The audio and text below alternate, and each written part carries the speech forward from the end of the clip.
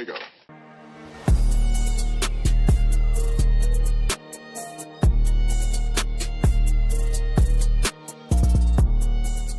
All right, guys, welcome back. We're gonna do the redo with Mike Duffy. I haven't. A little bit of context, Mike. First off, thank you for doing this again. You're welcome. So I told you guys that, you know, we had some episodes coming. I got the one out with Jamie. And then we did the one with Mike, and in post-production, when I started editing it, long story short, one of my mics failed. And I couldn't really do much with the audio. It was pretty bad. So here we are again, doing this for a second time. And, you know, we just really appreciate Mike taking some time again to, out of his super busy schedule, traveling the continental US to sit down with us again and re-record this. So, but yeah, we'll dive right into it. So Mike, we know who you are, and I forgot to ask you this on the first one. So this is kind of a bonus, I guess. We know who you are, but if you could kind of give us a background of your, like, Mike Duffy, what are you known for? Like, what's your experience level? We know who you are, but we have some listeners in Europe, and, you know, some other countries actually that might not know who you are. So kind of give us like a Cliff Notes version of your background. Oh, geez. It's hard to keep track. Let's see. I've been a mountain snowmobiler since the mid 1980s, and late 1980s, I got into search and rescue. I've been doing search and rescue for 30 years. I started teaching, I think, my first motorized avalanche class, it was 1996, and then just went from there. And I also do some training of elite military groups in winter mobility. I work for Backcountry Access. I do some contract work for them. Okay. So you kind of know what you're doing then, it's safe to say. I think at last count, I've taught 50,000 people in avalanche classes, and that includes dealership classes and things like that. But I spent a lot of time with mountain rescue, and I'm always learning. And, you know, I've done over 1,000 rescue scenarios with students. So you learn a lot from watching the students and just different scenarios. And we, you know, with BCA, we're always learning. And I've been fortunate to learn from some of the best people in the industry, people from all over the world. So it's been a great experience. Yeah. No, it sounds like it. So how did you first get involved in backcountry snowmobiling, and what led you to the avalanche side, the education side specifically? Well, I moved after college. I moved from New Hampshire to Colorado, and then got into snowmobiling in the backcountry there. And the first thing I learned was you can get stuck where you can't get out, and hiked out a couple of times, I believe. And then I got involved with mountain rescue. And what really got me motivated was I was involved with 2 avalanche body recoveries in a 3-week period. And they're very preventable accidents. And myself and some other members of my mountain rescue team, one guy who had summited Everest, we decided to do classes in town. And then it went from there to the college. And then I was noticing snowmobile avalanche fatalities were just skyrocketing. And everything was geared from a skier's perspective. And so I'm a skier and a snowmobiler, and I've been trained as a heli ski guide years ago. And I took what I knew from skiing and applied much of it to snowmobiling, but also using things that are different from snowmobiling. So looking at it from a snowmobiler's perspective. Mm-hmm. So what was there a certain like experience that made you realize that, you know, the training for snowmobilers like needed to be taken more seriously? Oh, definitely. Yes. Just looking at the fatalities, and, you know, most of the fatalities in the late 90s, early 2000s, the snowmobilers didn't have the avalanche rescue gear. They didn't have transceivers, and they were stowing their shovels on their tunnel bags, and their sled would get buried, and they wouldn't have the gear, and they weren't trained. And there was some very preventable accidents, which training would go a long ways to help. Was that like the peak time of the high numbers, like late 90s, early 2000s for Yes. snowmobile deaths? Yes. And it was at one point, in the early 2000s, 3 out of 4 years in the United States, snowmobilers were number one for avalanche fatalities. We're having up to 18 fatalities a year. I believe it Wow. was the winter of 2009, 2010. Oh, I think it was, I'm trying to get my statistics right. I might have them reversed here. In Canada, I think 73% of the fatalities were snowmobilers. Avalanche fatalities in the US, it was 57%. I actually went to the International Snowmobile Congress that year and gave a speech on what needed to change. And Ski-Doo was there, and they said they were going to make some changes, and they did, and they started a tour. And it's kind of funny. Well, I don't know about funny, but it kind of is. We've talked about this on another episode where, the introduction of like long track sleds really, and mountain sleds, let's just call them that, right? Started getting really popular in the late 90s and 2000. You started getting the long tracks, and that probably coincides with the rise in fatalities because now people have more access to areas that they previously didn't. Oh, definitely.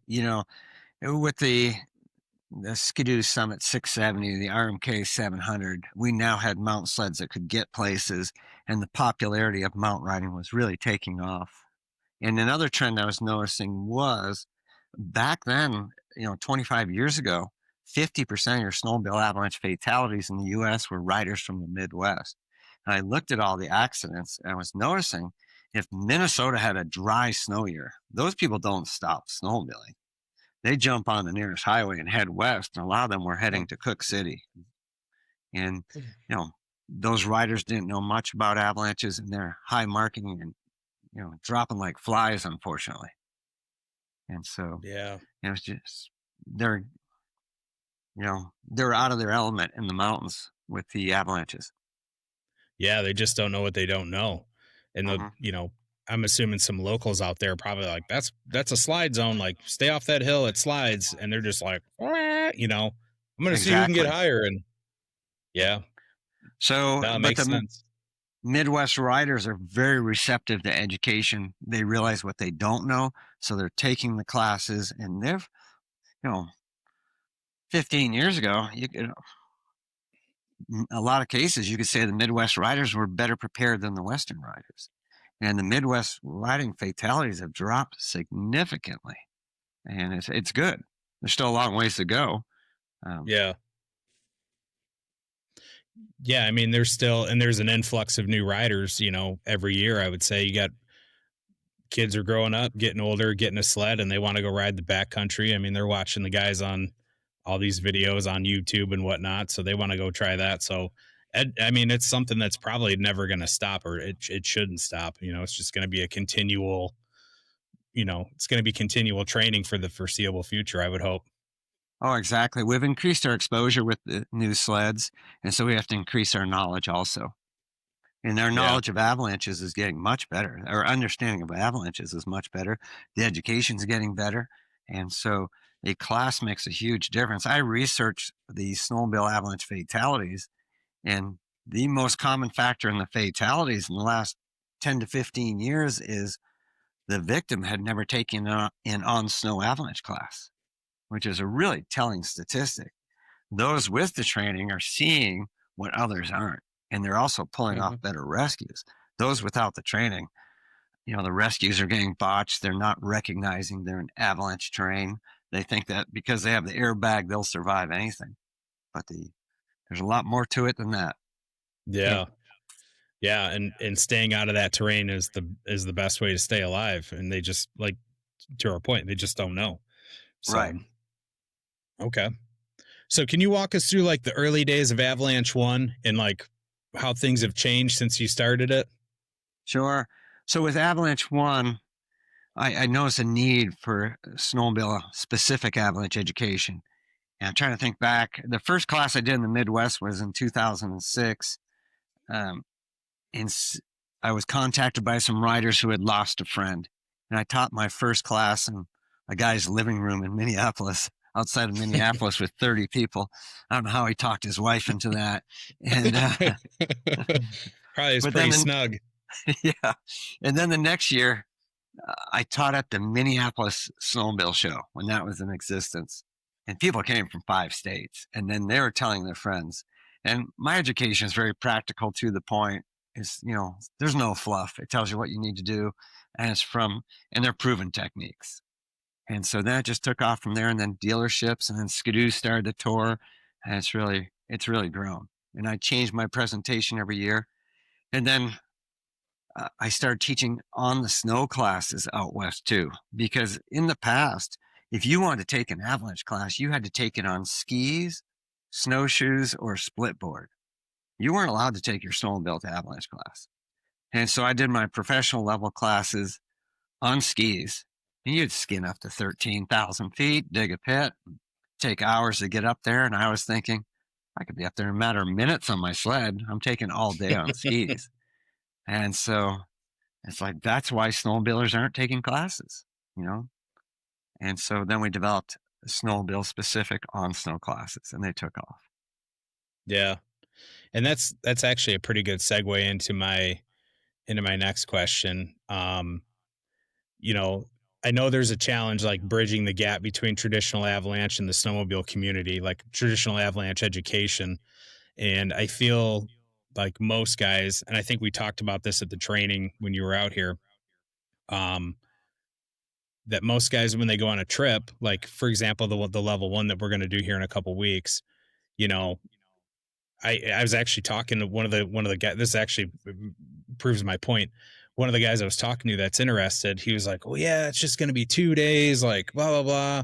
And I'm like, "Well, yeah, but we're still going to be out riding." He's like, "Oh, we got to bring our snowmobile," and I'm like, "Yeah, it's on the snow.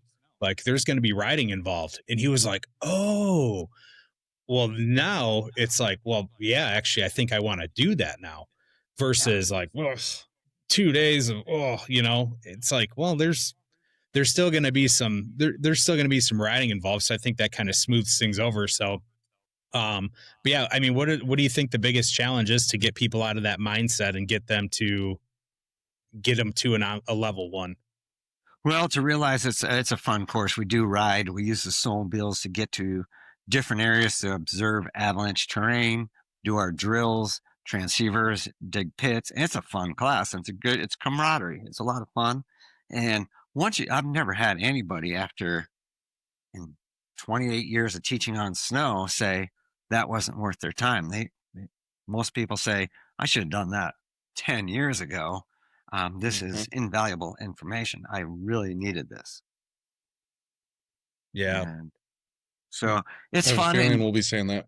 yeah. And people also say, some people worried they'll hold up the group possibly, and they're not a good enough rider. In a level one class, it's not about the riding.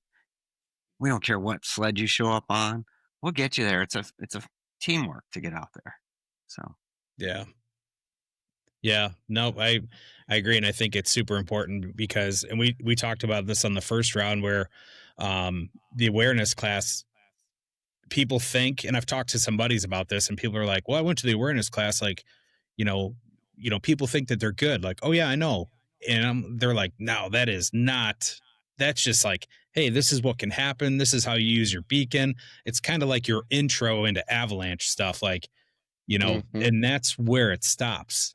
It's like yeah, maybe getting a certificate when you could be getting, a bachelor's degree or something. You know what I mean? Like something that's actually getting your hands snowy and digging and all that. So I think there's a big misconception out there that people just think like they take your awareness course, which is great, by the way. Highly recommend it. Learned a lot, but that's not even close to being ready. no, that's the first step, and that's the thing. And some people say to me, "Well, I take your awareness class every year." It's like, yes, I change it up every year. It's new content, but you need to get on the snow. You need to see it from my perspective. You need to dig in the snow, and you need to be in the mountains to learn. The good thing about the awareness class is it keeps people's education fresh, gets them practicing skills. They learn something new every year. But where things really click is on the snow. It makes such a difference. I had some guys in class the other night, and they were saying they didn't realize, they thought rescue would be easy, and then they took a class where they're doing rescue drills and how much work it was. And it changed their entire perspective. The reason we do the awareness classes in the dealership is because what we were finding, a lot of the mistakes people were making could be addressed in the classroom. Don't park at the very bottom of the hill, how to read an avalanche forecast, what gear to carry. We could cover so much with a lot of people in the classroom, and fatalities drop because of it. The Skidoo tour has been the free avalanche class tour, and the classes I do at dealerships have definitely helped reduce fatalities. But then we have to take it to the next step. You don't learn to skydive in a classroom. You have to get out there in the plane and jump out of the plane. Same thing with on the snow. You have to get, with avalanches, you have to get on the snow. Yep. It's that hands-on practical application. Yes.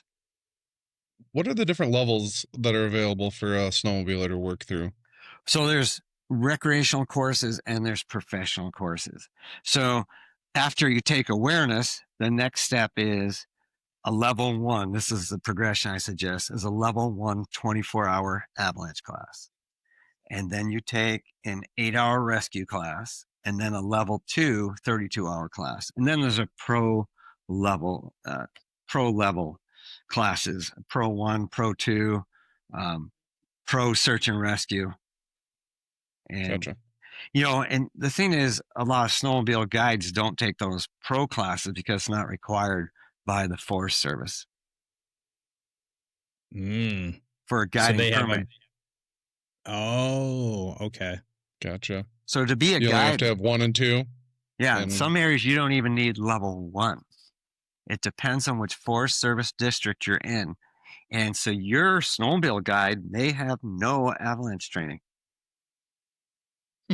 That's a Interesting little fact. scary. Yeah, that's really scary. And or they have very outdated or minimal training. So hopefully the Forest Service changes that. But in Colorado, there's some areas that you have to have level 2 recreational training, and then other areas where you're needing nothing. Basic first aid and CPR. Wow. Crazy. What do you feel is the most common misconception of snowmobilers have about avalanches? Oh, there's so many of them. One is that the airbag will let them survive anything.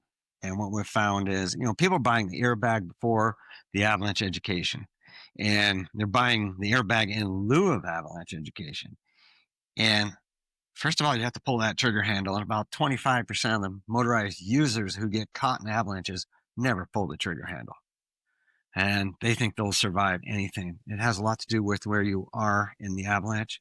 Also, another misconception is everybody who owns a transceiver, I think they can pull off an effective rescue because they have the transceiver. They've never practiced with it. They've never dug down for a transceiver. And it's a skill. You have to get good with it. And it's a disposable skill. And you also need to know the other steps of rescue, how you manage people. Where do you move your resources?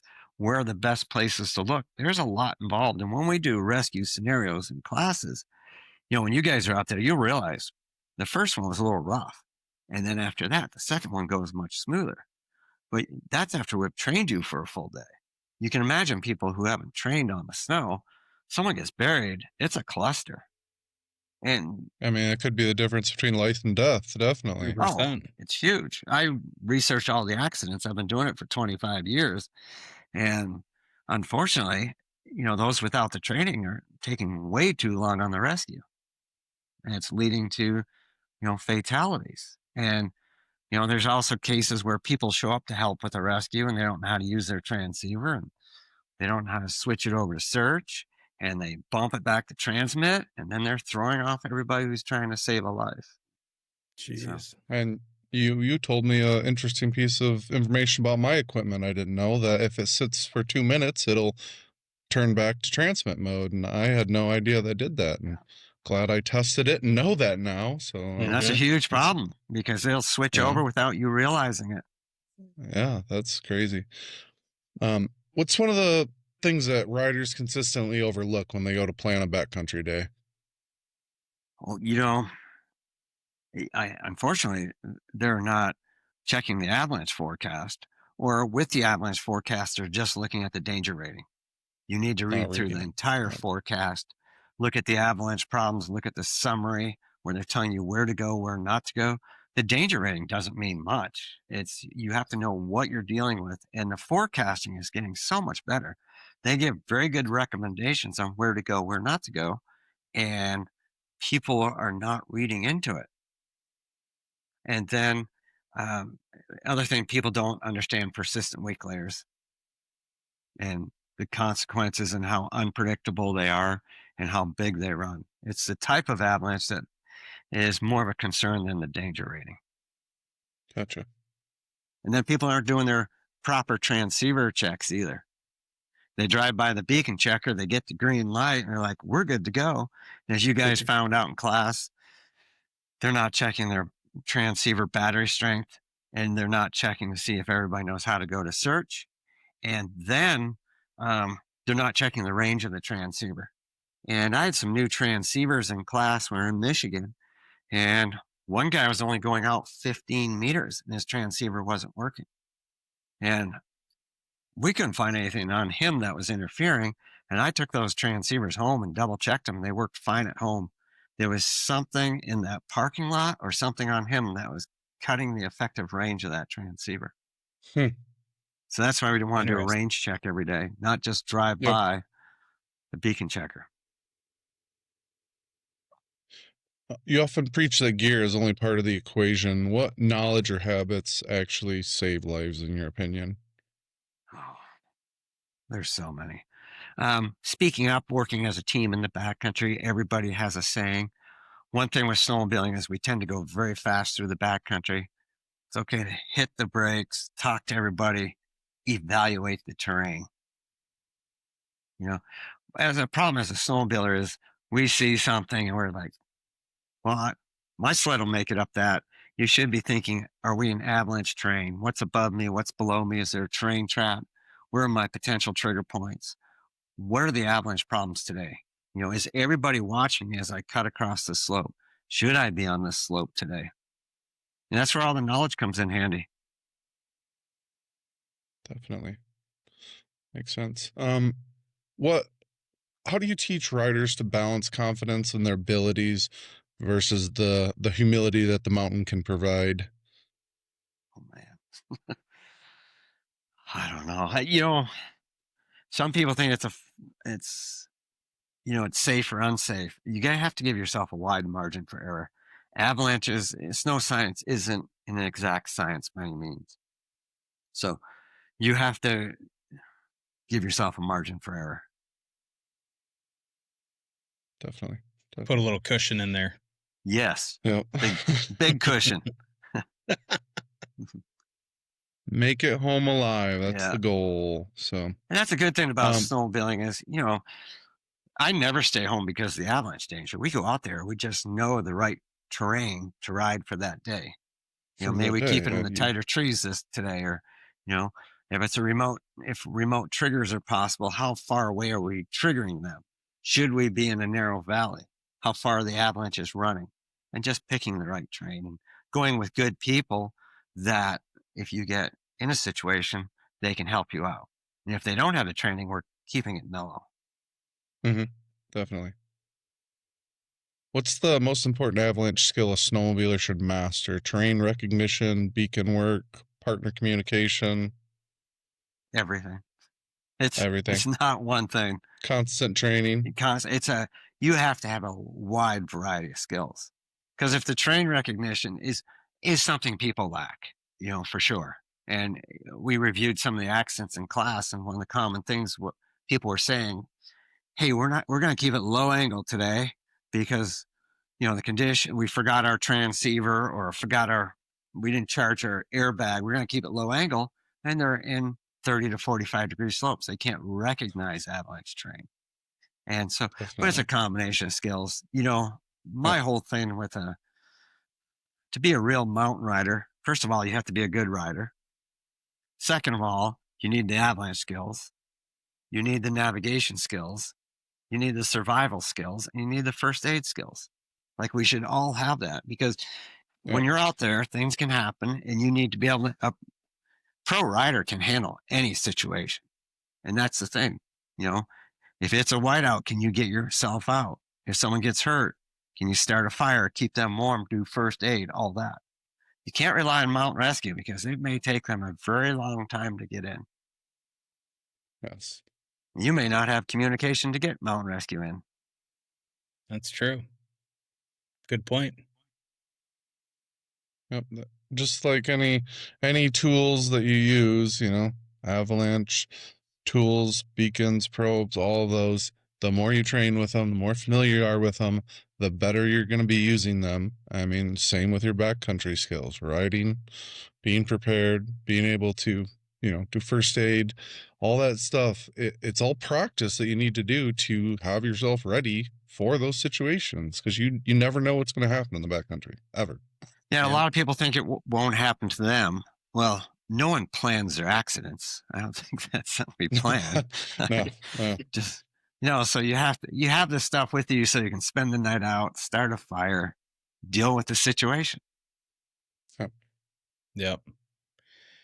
Is there a rescue or a near miss that kind of shaped how you teach avalanche courses today?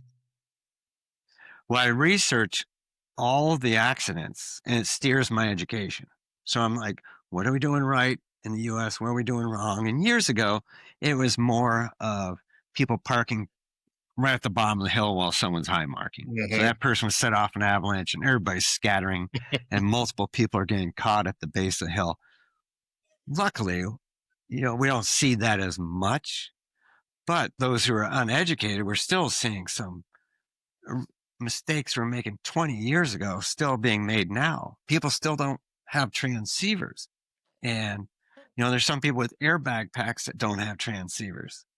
And it's just, I can't believe in 2025, people do not own transceivers. It's $300 to $400. And you can be buried a foot underneath the snow. How are we going to find you if you don't have a transceiver? Probing an area takes hours and hours. So I don't know. Some people choose not to be not educated. And that's as an educator, that's a little tough because I want the best odds for myself and my team. Yeah. Yeah. And that comes back to, and it's unfortunate because, my dad always used to say the school of hard knocks is the best teacher. And unfortunately it could be something has to happen for them to change their mentality. Hopefully they don't get hurt or killed, but maybe they'll see something or read something or be involved in something. And they're like, yeah, that, what, that mountain, when it slides, like, it's just not like getting hit with a snowball. Like it's like getting hit by a truck, and it's going to be rough. And a lot of avalanche education is reactionary. When there's a fatality in an area, then everybody wants to take a class, so it's very reactionary.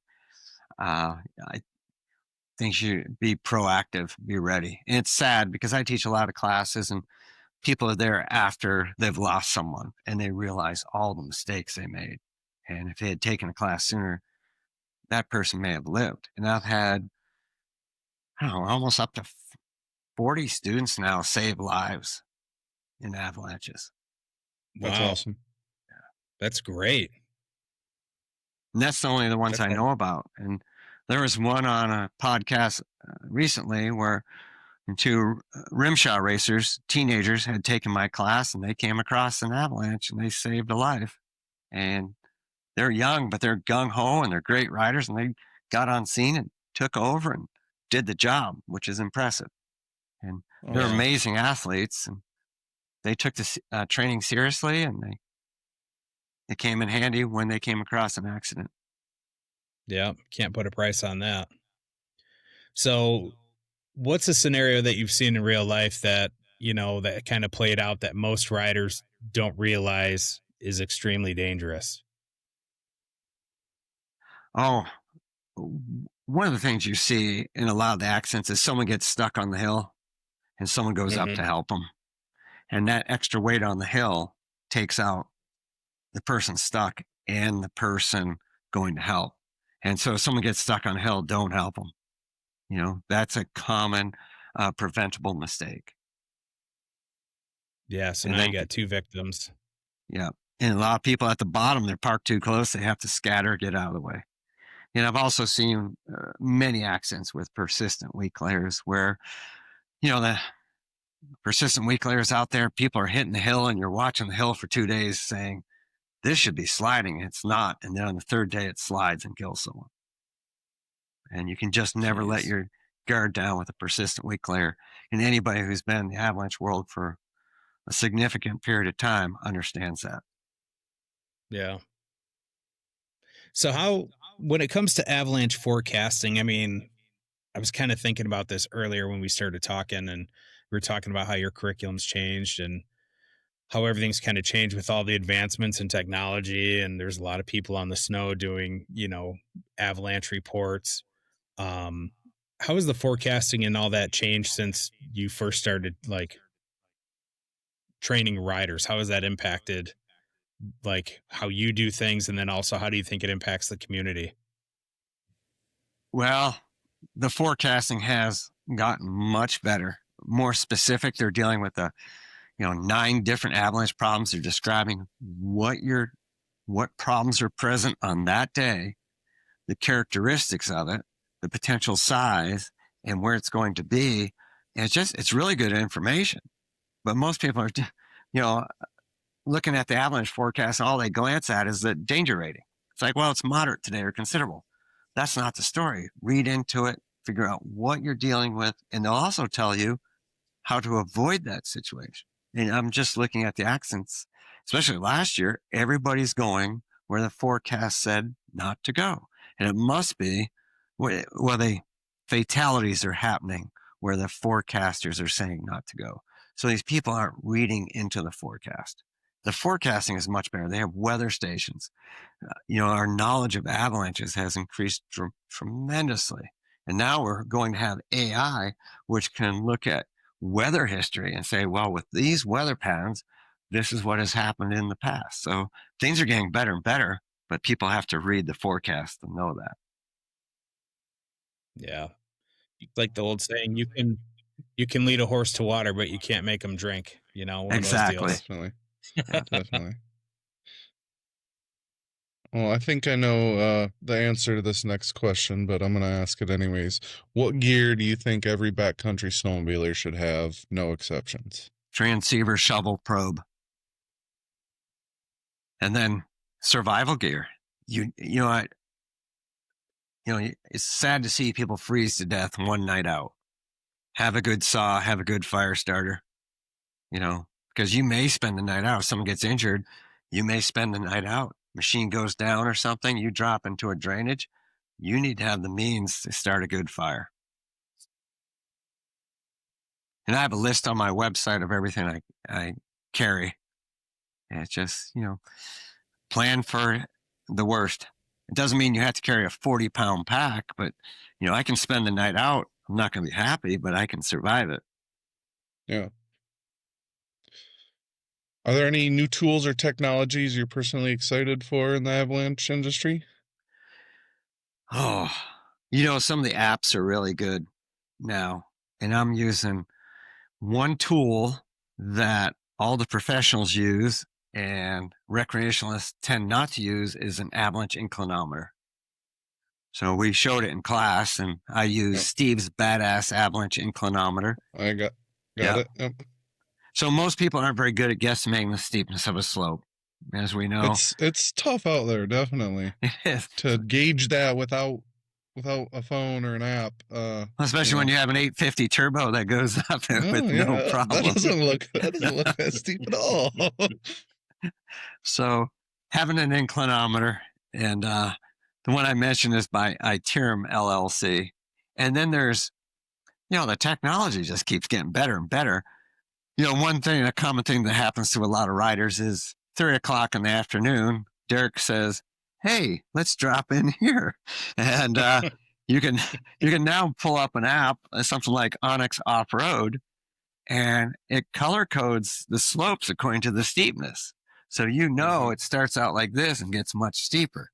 And it also gives you the avalanche forecast, steepness of the slopes, and the snowmobile trails. You can download these, and it's all on your phone. And it's like before you drop into something, or if there's avalanche conditions are bad, you can figure out which slopes are less than 30 degrees. And it makes a huge difference. So it makes it much easier, but people have to use the technology. Yep. And know how to use it. Yeah, and know how to use it. Yeah. What's the biggest mistake you see riders with their beacon probe and shovel setup? They get their shovels at an auto parts store and they get the $20 shovel and they think it's strong. It just won't hold up to avalanche debris. So real avalanche shovels do not cost $20, and they have a UIAA standard, which is a standard for avalanche shovels. And usually they're made by a manufacturer of avalanche transceivers. It's a very strong shovel and they hold up. The other thing is a lot of people don't know they haven't read the owner's manual on their transceivers, and they don't know all the features and they haven't practiced with it. And those advanced features make a huge difference in a multiple burial situation or any situation in general. Mm-hmm. Hey, like I didn't even know that my transceiver had that function until I went to the awareness class, and you were like, all right, press this button. And then now you're looking for multiple people. And I was like, oh, I did not know that. Yeah. And then the airbags, some people don't check their canister or to see if it's charged, and they don't have their trigger handle out. So just, get to know your equipment. Check it the night before. You shouldn't be showing up with an airbag that's not charged. And just getting to know your equipment inside and out. Having it readily accessible. If you only have one shovel, it's always on your back. And that way, in case the sled gets buried, everything's on your back so you can pull off a rescue, do first aid, spend the night out, get help to your location. Yeah. All these little things we teach are things that we do every day because it increases your odds. Now, most of the time you may not need it, but if things go sour, you need every ounce of it. Mm-hmm. Absolutely. I would rather carry a little extra weight and be prepared than to be underprepared, definitely. Oh, definitely. You can always tell the people have spent the night out unexpectedly. They have a much bigger pack now with more gear. Yeah. It's definitely made me rethink what I'm going to carry in my sled. That's for sure. Yeah. So for riders that are still hesitant about taking a class, what do you like? They don't want to do it as a community, like a snowmobile community. What do you think there's something that we could do? And this kind of goes out to everybody listening. What is something that we can do to kind of shift that mindset, do you think, and get them into one if they're going to head west? I know out west, many of the clubs, successful clubs, that if you went on a club ride, you had to have this level of training to go on the ride, because otherwise you're a liability. If they come across an avalanche or, something happens on a ride, those without the training, they're a liability, not an asset. And so a lot of clubs started initiating that. If you want to go on this ride, the advanced ride, you have to have level 2, intermediate ride, level 1, beginner ride awareness class. And it's just so everybody has the gear. Mountain rescue teams, if you don't have a 24-hour level 1 class, you don't ride a snowmobile in avalanche terrain in the wintertime. Because what we were finding is these people are a liability. They don't know which way to go with their transceiver. They don't know how to get into avalanche terrain without triggering another avalanche. And so during a rescue, we don't want to have to, I hate to say it, babysit people. Keep an eye on them. You want people at a high level so they're an asset. We're a stronger team because of it. I shouldn't have to be looking over my shoulder at other rescuers to make sure they're not causing more of a problem. Mm-hmm. Yeah. No, that makes perfect sense. You don't want people dragging you down when you're trying to be efficient and pull off something like that. And you'll see once people take a 24-hour level 1 class, everybody they ride with, they want to have that level 1 class. And if you don't have the training and the gear, you're not riding with them. And then once people take a level 2 class, they tend to hang out with the level 2 people. It's just because it's a deeper level of understanding and a better, higher level of training. So they just want to, if they're upping their riding, they want people of a higher caliber. Yeah. And it's not Yeah. arrogance or anything. It's just, it makes the team stronger. Yeah. Increases their comfort level too, knowing that if something does happen, they have a better chance of survival. Hmm. Well, there's a movie years ago called Riding Giants. Have you guys ever seen that? It was with Laird Hamilton on big wave surfing. And when they started doing toe-in surfing with the jet skis, and they're just pushing the limits, and they're having all these close calls. And, people are getting hurt, machines are getting destroyed. And then the best surfers in the world sat down and said, we have to change the way we're doing things. We need to come up with rescue systems. We need to all have training. And they did that. And now look at what they're doing with toe-in surfing. It's incredible. And they have the rescue sled behind it. They're using radios, hand signals, everything. And they've taken the sport to a whole new level. And we've taken snowmobiling to a whole new level. You think of the sleds we're riding now, how capable they are compared to what we're riding 25 years ago. Yeah, we have to take our skills to a whole new level. And this, more and more people than ever are doing that. No, that's good. It makes perfect sense. So for guys that like me and Nick, we're going to take our level 1 here in a couple weeks. What do you think is our, after we do that, what do you think is our next important step? To practice your skills and keep practicing. One good thing to do is, whenever you're out there, dig a snow pit. You're going to learn stability tests. And the more you dig in the snow, it only takes a few minutes. Every time you dig, you learn something new because you're looking at the layers within the snowpack and you can kind of guess. It's like, I think it's going to fail here. And then you do a stability test and it may fail somewhere else. And so you're learning more and more. And after taking the level 1 class, you have a better understanding of snow crystals, a snowpack. And so when you're reading avalanche forecast, you get a much better understanding. So when those forecasters show you a stability test, you're like, oh, I get it, and you can learn from their stability tests and videos. So it just increases the learning. Yeah, no, it makes sense. It makes sense. Yep. And some people don't want to take 3 days for an avalanche class, but we do a 1-day intensive class. And once people take that on the snow, they're like, oh, I need level 1 now, and then, we make it so our level 1, the classroom portion is online. So you get 2 full days of riding. And we ride in some really cool areas. Where do you see avalanche education for snowmobilers going in the next decade? Well, I think it's going to change with the technology, as you look at the sleds now, it's like, how can they keep getting better? They're just so Yeah. good compared to what I look at my 850 turbo. It's like, what can they do differently? It's just such a amazing machine.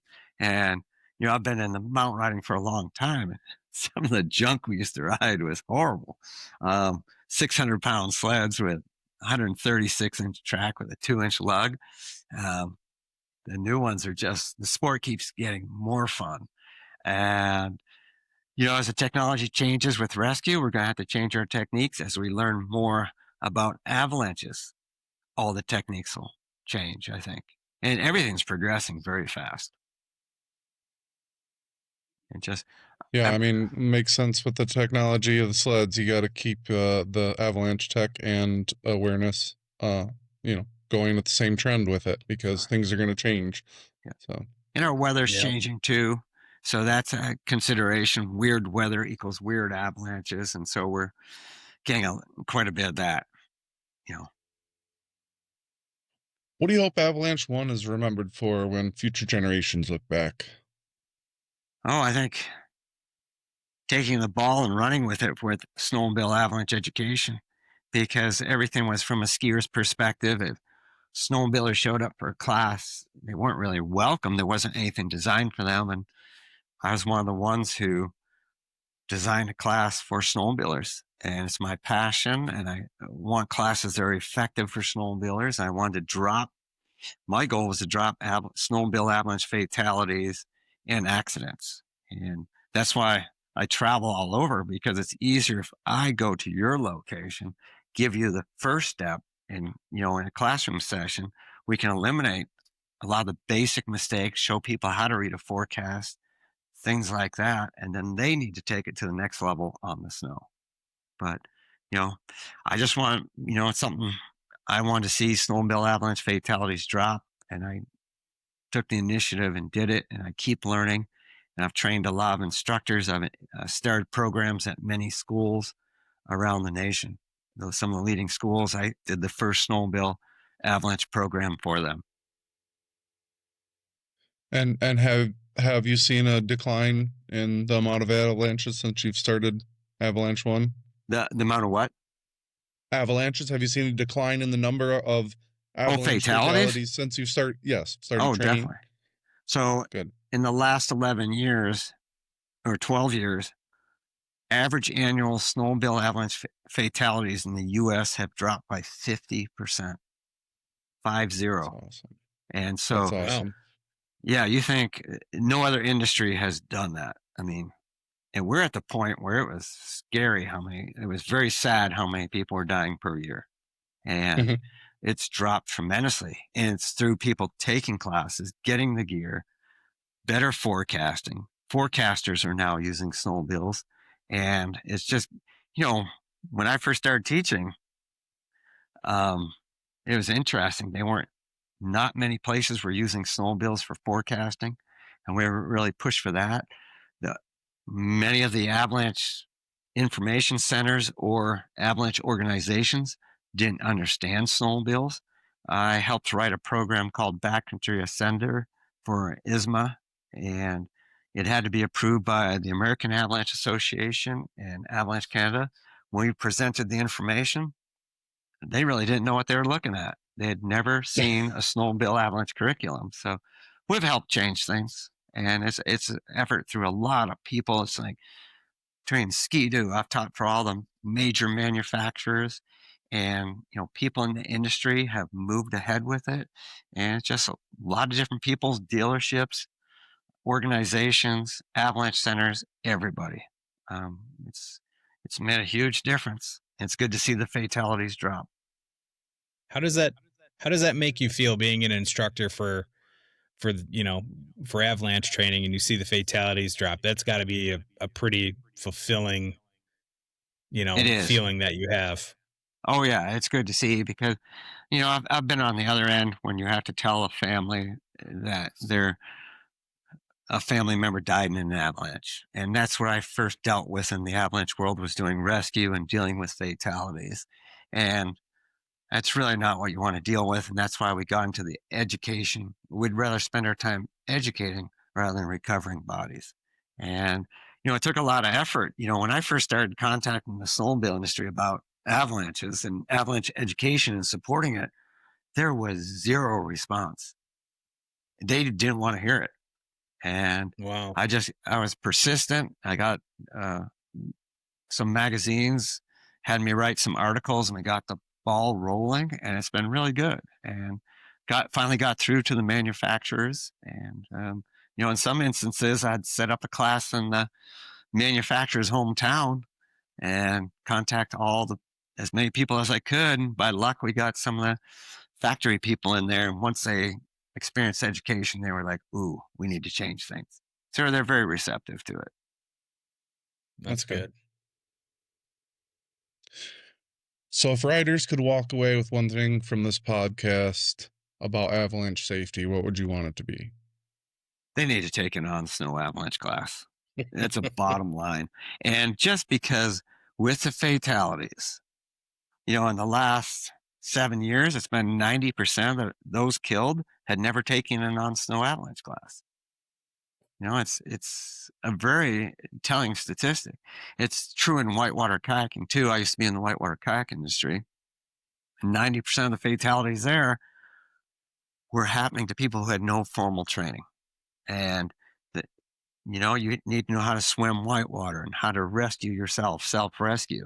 And same thing with avalanches. The avalanches accidents are very preventable. You just have to know what you're looking at and know how to use your gear. Yeah.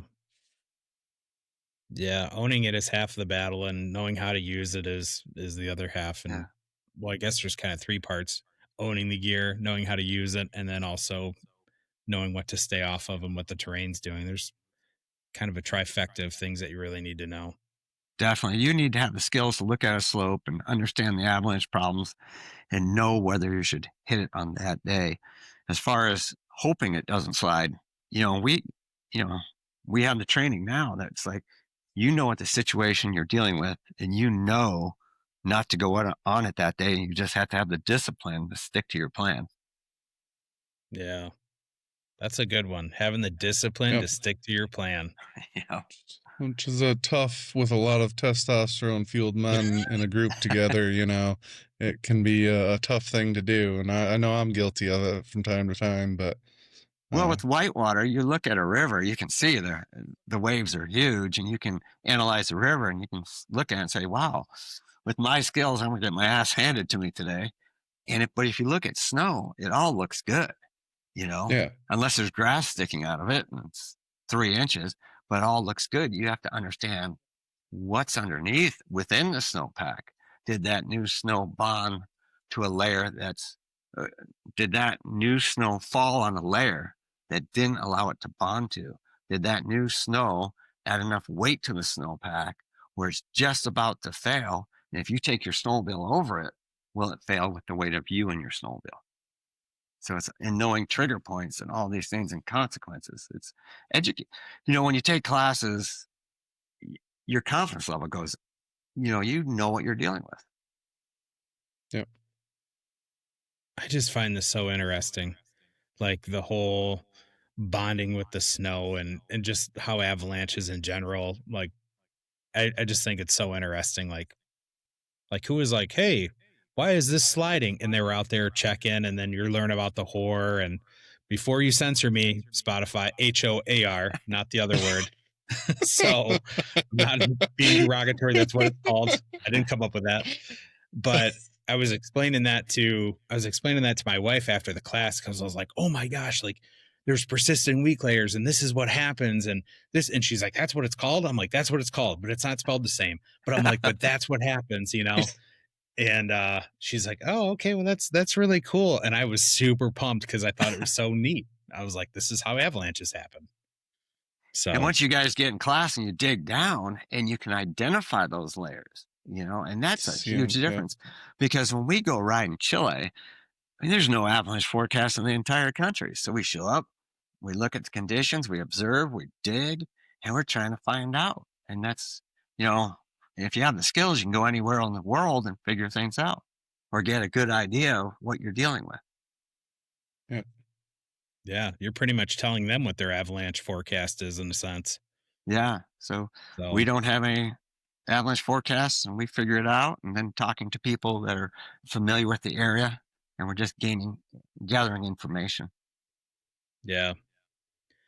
Well, we're pushing an hour, We and Okay. oh, next up. we forgot something. I Uh-oh. know. We I was forgot to just gonna ask say it. Mike. Okay, I didn't want to let you go without you can go I- ahead and do that then. Yeah, we forgot a question that we did in the first round. But We do with totally forgot everyone. about it. First snowmobile. What was your first snowmobile? The family had I think it was a 1970 Mercury 250. And then the second sled was a Skidoo TNT, a 340. And we got on that Skidoo, and it's like, oh, wow, this thing is so nimble. And I taught a class yesterday in Nobbinway, Michigan, at the Top of the Lake Snowmobile Museum. And Yeah, That's a cool place. those museums are great. And That's just so looking cool. at Yeah. some of the sleds, it was just incredible. And you look at those things, it's like, how did snowmobiling ever become popular with those things? I mean, Yeah. just there's no No suspension, suspension. low horsepower. Short tracks, no lugs. Yep. Yeah. yeah. I But saw a picture today where somebody actually had a Skidoo kidney belt. Maybe it was, I don't know, maybe That it was was you that me. posted. That was you. Yeah. I was like, wow, this new kidney belt. Like, that's just to set the stage. That's how bad it had to have been. Oh, with the Yeah. bogey wheels, and it was brutal. And we say now, one of the reasons I'm still alive is because we didn't have 850 turbos when I was 16 years old. Our sleds really wouldn't go any place, and you could only go places in the mountains when it was set up. And so it was a firmer snowpack. So it's the late 90s when the sleds got better, and now avalanches are a common thing we have to deal with snowmobiles because of our access. Yeah. No, that's true. And yeah, the snowmobiles have leveled up, so now we got to level up. Yep. And Definitely.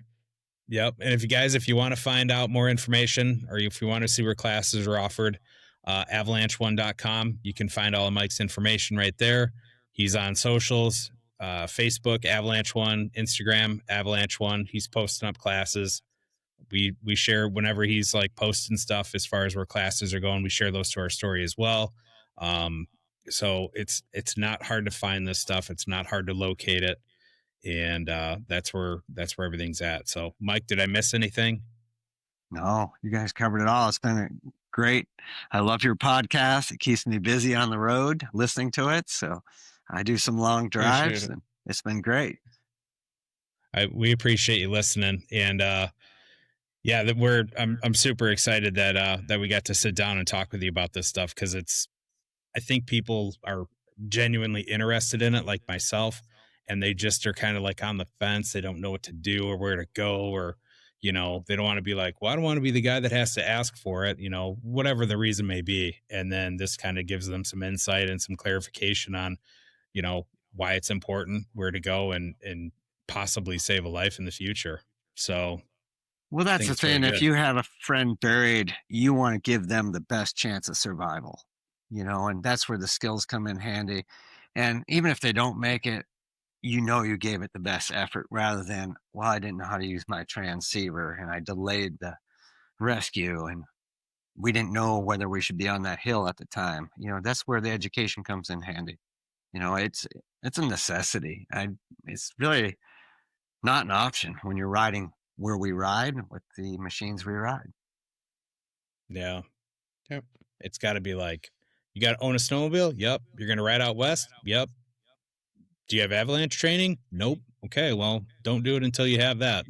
So It's got to be, it's a must-have. To your point, it's got to be a must-have. So yeah, I'm not going to ride with you if you don't have it.